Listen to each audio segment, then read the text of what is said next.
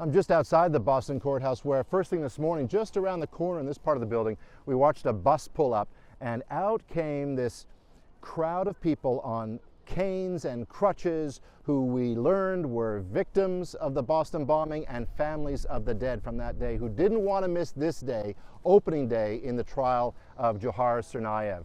First thing that happened in the courtroom proper in this part of the building, prosecutors stood up and said that they had a grisly picture of the events of that day. They talked about victims who were blinded, deafened, made limbless, of one woman whose innards were pouring out of her after the blast, and they said this was the work of a terrorist, of Dzhokhar Tsarnaev, who they said was a radicalized jihadist intent on killing as many Americans as he could as punishment to America for American killings of Muslims overseas. They said they've got plenty of evidence, including video of Dzhokhar dropping his backpack behind a row of children and then walking away just seconds before it blew up. So much evidence, they said, the jury will find him guilty. Then Dzhokhar's lawyer stands up and effectively says they don't take issue with any of that. Here's a quote: "He did it," she says. The issue is why, and talked a little bit about his older brother Tamerlan, who was killed later in the week of the bombings,